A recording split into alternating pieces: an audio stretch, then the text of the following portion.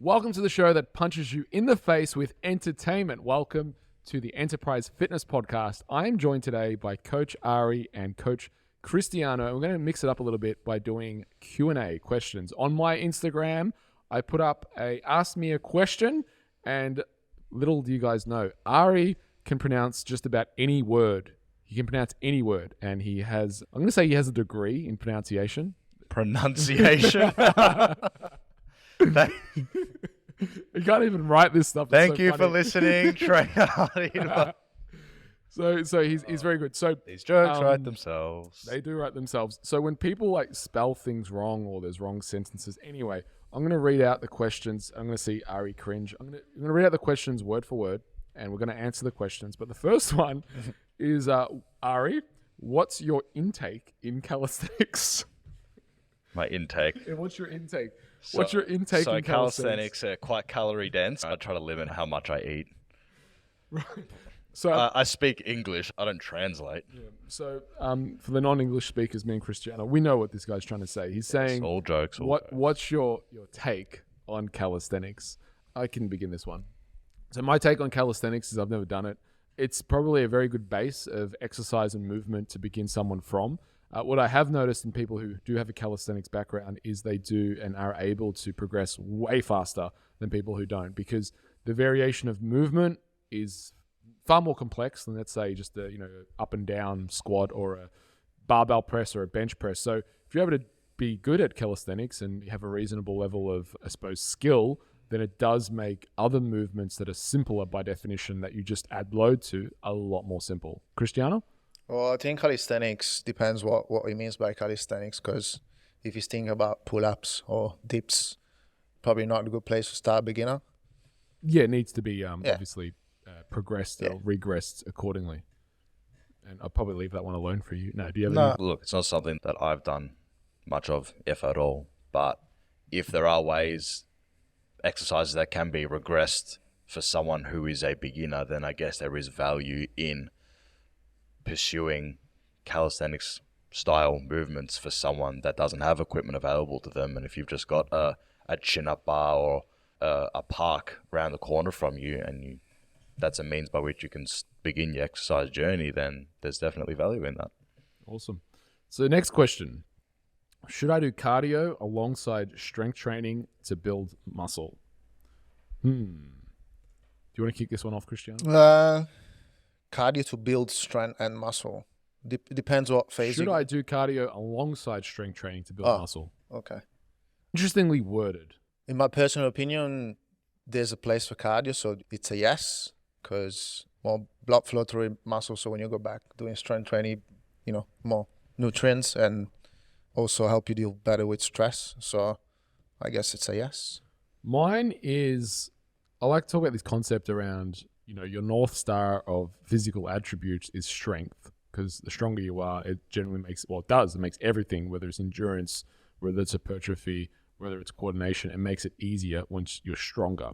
So my North Star is strength, and it depends on where you're at in the periodization block. And it's interesting that's like, would you, alongside strength training to build muscle, it's not a hard no, and it's definitely not a hard yes. It's where are we at? Is our hypertrophy happening more from that myofibrillar, or is it happening from the sarcoplasmics? Because if it's more from a sarcoplasmic style of hypertrophy, then I'd say yes, I would include more cardio. But if it's more that myofibrillar kind of low reps, and because you can have hypertrophy from low rep training, let's say that 3s, 4s, if we're doing it more like that, then if my goal is to get stronger, then again, what type of cardio am I doing? I'm definitely not going to be prioritizing cardio, and any cardio that takes away from my strength work, then I'm not going to be doing. But if I'm doing general strength training to build muscle, and I'm doing a sarcoplasmic kind of higher reps, 12 reps and above, then cardio, I think, is completely fine, particularly because it's going to help that autonomic nervous system. Really, the hard answer is it depends on what you're doing and also what phase of training you're in. I'll say a couple of things. I know Eugene Teo, shout out to the big man, did a post about this a couple of months ago. He basically said if you have two identical twins, both identical, obviously, in their physical ability, muscle mass, size, and strength, and you have one that has better cardiovascular fitness than the other, the likelihood is if you're observing their training over time, the person with superior cardiovascular fitness is likely going to recover probably better in between sessions, and in doing so likely able to train more frequently and more intensely. And then touching on what you said as well, what I'll typically say to clients is, if cardio is something that they want to do and that they enjoy doing, let's look at working it in. However, if it cannibalizes your ability to output during your sessions, then it's not likely going to be the most conducive to your goal if the primary goal is hypertrophy and strength. So if you go for a run and you got legs the next day, it's obviously going to compromise you to some extent. I don't feel like it's a fair comparison though, because it's like, if all things were equal and you just did this one thing better, you would be better. Of course, if all things were equal and you did, it's like saying, if all things were equal and you were stronger, you'd be better. Of course, because that is the argument that strength coaches will make. It's like, if you have two athletes of the same skill and the other one's stronger, the stronger one's going to win. Yeah, but if it goes into the 12th round and the other guy's more conditioned, then the guy with more conditioning is probably going to win because he's going to wear down the guy with more strength. So it's not exactly a fair argument. Definitely not, but I think it's just helping people understand that there is some value in cardiovascular fitness, and not totally disregarding the need, or at least the value, of having a solid base of aerobic fitness, even if the goal is still hypertrophy. Is it the biggest mover of the needle and the lowest hanging fruit? No, but I'd say it has its place to some extent. I would go one step further and say it's probably more the function of the autonomic nervous system. And the reason why you'd put and prioritize cardiovascular work for body composition is more to assist that assist heart rate variability and assist resting heart rate, because if you're fitter, then your autonomic nervous system is going to be more responsive as well. So you have that component that also needs to be considered too. Moving on. Agreed. Yep. Anything else? All right. The next one. Which muscle shape that's determined by genetics is the best for each muscles? Something muscles. Sorry, we do get a lot of internationals. Muscles and, have muscles. English is their second language. Just like, you should be able to translate this one. Yeah, Google English Translate. You're at Google Translate. So let's try and, which muscle shape that's determined by genetics is the best for each muscle? I'm going to hazard a guess that this person's asking what muscle shape. That's really hard to interpret. It's the easiest to grow. Is that what he asked? Yeah. Well, how can we shape our Well, muscles? let's- So let's go with, I think he's asking a question about how do we shape our muscles? Is it determined by genetics? So let's go with that. You can obviously have influence on any muscle that grows, and like a bodybuilder is going to sculpt. So are you going to have absolute control over exactly how the muscle's going to look? Probably not, but to a degree, you do have a control of how your overall physique looks. So what that means is that if you want to have a small waist and a really wide V-taper, then you're going to be training more lats and probably doing less things like working on the obliques and doing heaps and heaps of ad work. And you don't want to make your glutes too big because you want to create that optimal illusion of having a very small waist and very big shoulders. So you're gonna work on the body parts that are going to create the visual aesthetics. Now, are there body parts that are going to respond genetically more than others? Sure. But at the same time, you're not limited by that. More what I look at is some people are genetically more attributed to responding to high loads and frequency. Others are going to be more responding to lower loads and higher volume. So you've got to kind of find out, and different muscle groups are going to respond differently. So for example, like your hamstrings, for example, are predominantly for most people a fast twitch fiber type because of the way it functions. This is where if like hamstring hypertrophy specifically, I always train hamstring hypertrophy specifically in that 6 to 8 rep range, or even 4 to 6 rep range, because it responds better. Whereas if I'm doing things like, say, lower back, which is more a function of endurance, I'm going to do a lot more reps because of the function aspect of it and create hypertrophy. So you can create hypertrophy through low reps, you can create it through high reps. There's actually a lot of studies that show this. The number one thing that you need to keep in mind is proximity to failure. And you can get proximity to failure through 2 to 4 reps to 25 reps. It really depends on how upon you train. Cristiano, things to add to this? I think he's asking about genetics too. Genetic plays a huge part in how you develop your physique and muscle shape. There's no question on that. Yeah. People are predisposed to Or like people that responding. they played sports in the past and maybe after a while they retire, they go into bodybuilding. It's probably much easier for them to get better physique. Which isn't really genetics. It's having that background of Or sport. maybe it's a mix of both. Yeah, it could be. But if they've got a background of sport, then Yeah.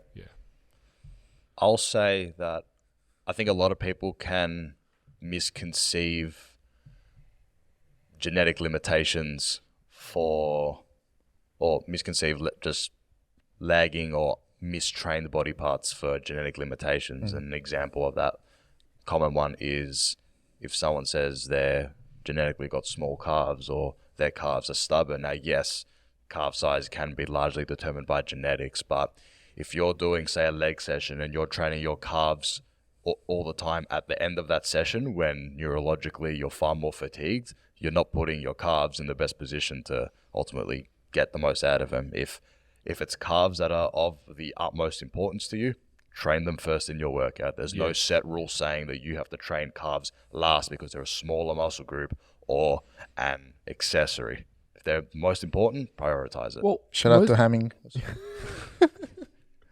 Shout out to our small calf. No, most people who have small calves train calves once a week. People who have big calves train calves every second day. James told me I wasn't allowed to train calves anymore because they were too big. True story. You got big calves. Yeah, They're almost cows. thank you. I don't think they're big enough because Serena says they're small. and- You're right, one is bigger. See, I need to train them more. James, if you're watching this, I need more calves. Quick message from our sponsors, us. If you're enjoying this podcast, make sure you hit subscribe on wherever you're listening to this podcast, be it Spotify or iTunes.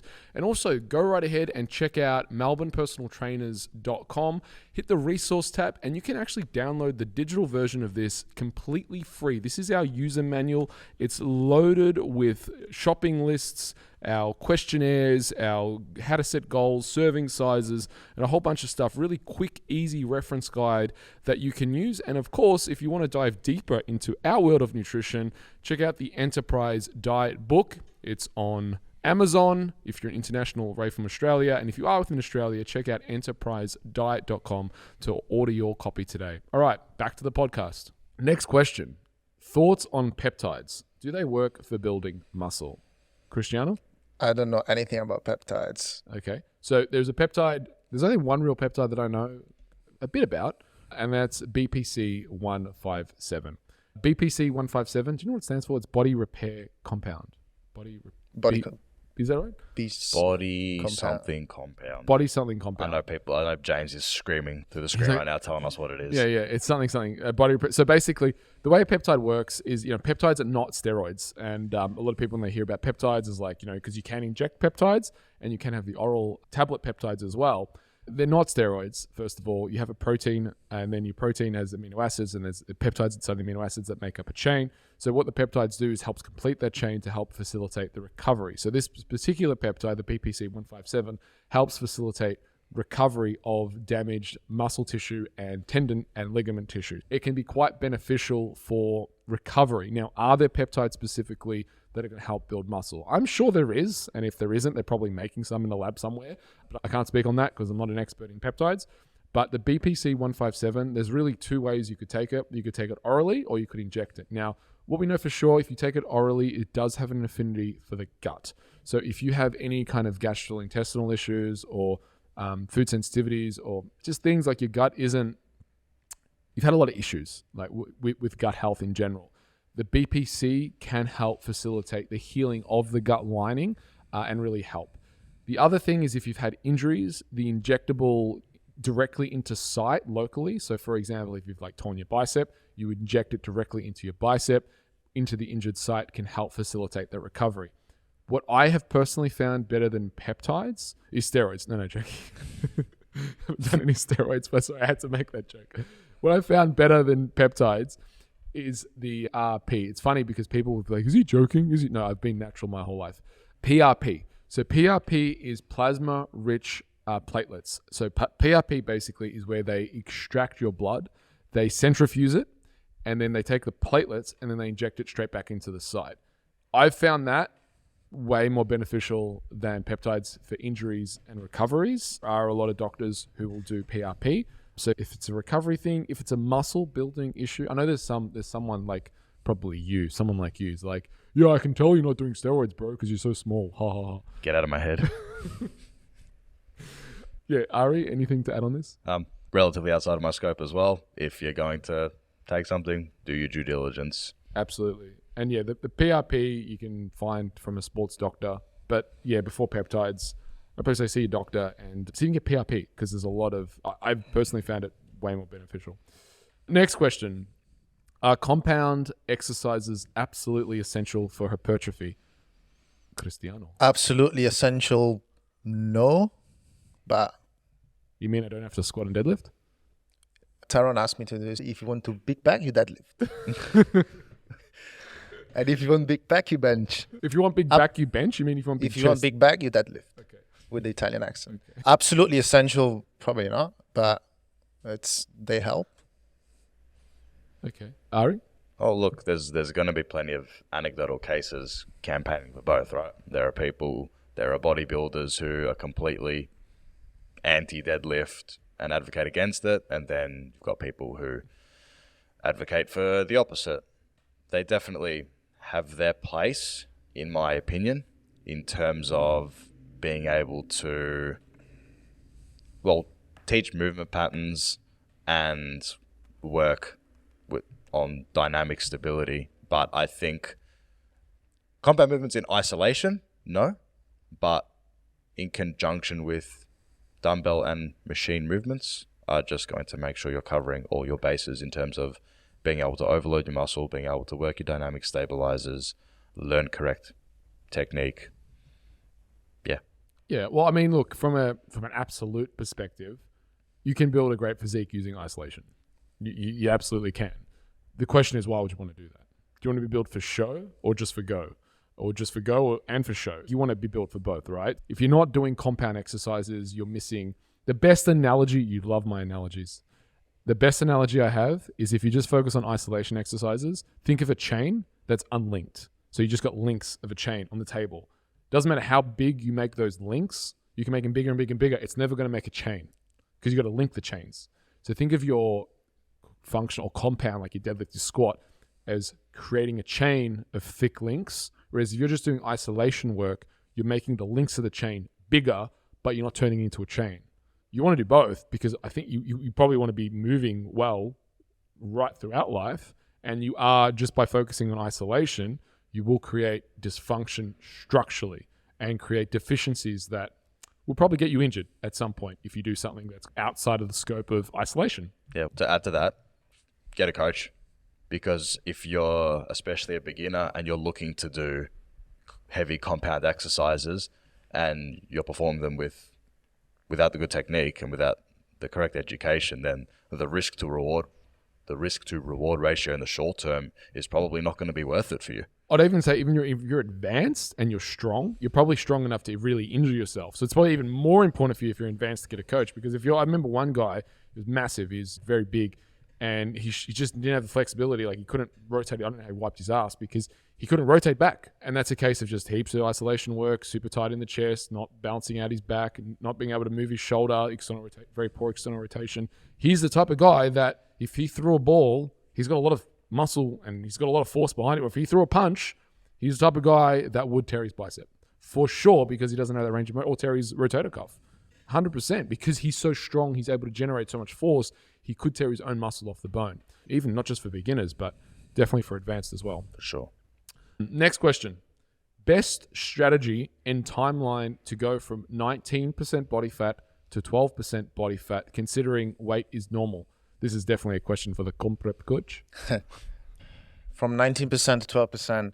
Okay, depending where you're starting. So if you're under eating or overeating, start with habits, routine, find out what's your true baseline there.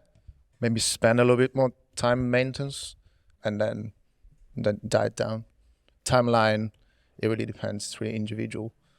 There's going to be so many variables here, obviously, without having seen this person, looking at what their body composition is. Obviously, if they're looking to get down from, say, 19 to 12%, there's obviously two ways in which we can reduce our body fat percentage, and that's by either gaining lean mass or losing fat. So how much body fat they have or how much or little muscle mass they have is going to have be a massive determinant of the time frame.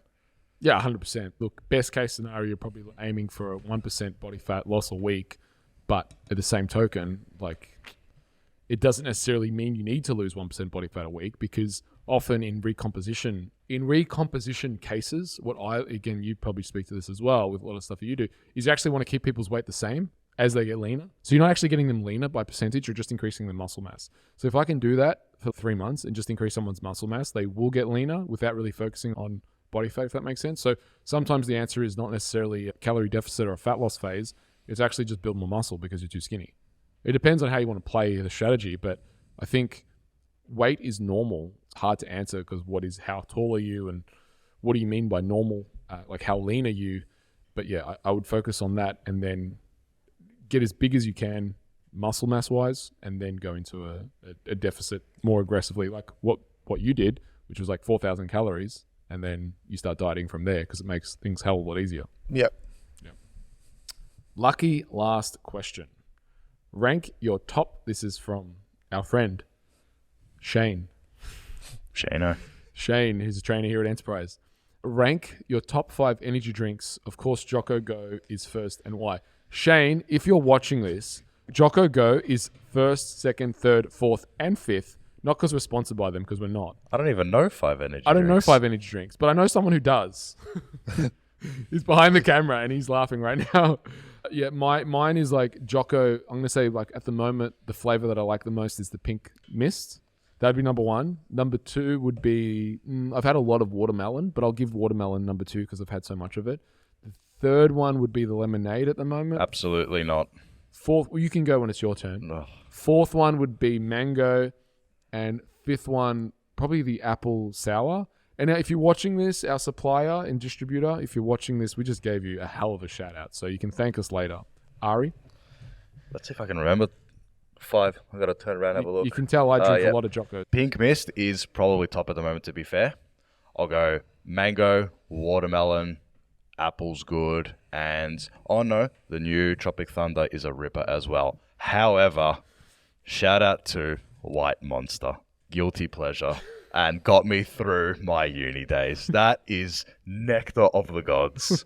And RJ is agreeing with me. Yeah, outnumbered. Cristiano? I don't know many energy drinks, but I'll go Espresso.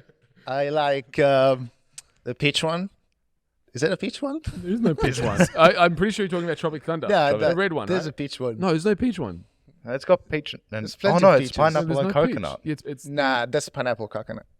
No, that's the I'm pretty sure. Iced tea. Yeah, it's iced a tea one. lemonade. Ugh. It's not Is that peach. that one? It's lemonade. Okay, so then I go iced It's not tea. peach. It's not peach. It's lemonade. Tastes like peach. It doesn't taste like peach. It tastes like lemonade. Anyway, Tastes like urine is what it tastes like. that's not. It tastes exactly like lemonade. Awful. Anyway, that one, and then I go mango and pineapple coconut. I haven't tried anything else. Mango and pineapple And coconut. yeah, I don't rate. You guys rate the pineapple coconut. or like the cherry one. I think, There is no- yeah, oh, the yeah, the black cherry cherry one. one. Yeah, yeah, Black No, cherry it tastes like It's not too Dr. bad. Pepper. It is Disgusting. Dr. Pepper, basically. Yeah, you like drinking toothpaste, do you? It doesn't taste like No, toothpaste. yes, it does. Yes, it does. I'd say it tastes like medicine that grows on you. I'd actually, when I had it the first time, I was like, and then I had it the second time, I'm like, and then I actually started drinking it as one of my preferred flavors. Yeah. But yeah, watermelon is. I want a White Monster now. It's after 1:37, so. Don't mention. There's always tomorrow. Yeah, there's always. It's 1:37 somewhere. That concludes today's Q&A. If you have any questions for us, shoot us where do we want to shoot this one? An email? Yeah, shoot us an email. Maybe, actually, no. Put it on our Instagram. Go to our Instagram at Enterprise Fitness AU. Submit your questions there, and when we get it to our next round of podcasts, we'll answer them. Stay tuned to our Instagram as well. And my Instagram, it's at Mark Otobri. Ari, where can people find you? Via Messenger Pigeon, via Instagram. No, that's a Cristiano. Cristiano. This time we can say on the website. Yeah, on the website, There you go. melbournepersonaltrainers.com.au, and no, not AU. I don't even have a website anymore. It's melbournepersonaltrainers.com. Ari, what is your Instagram handle? You can find me on Instagram at coach.ario and here at Enterprise.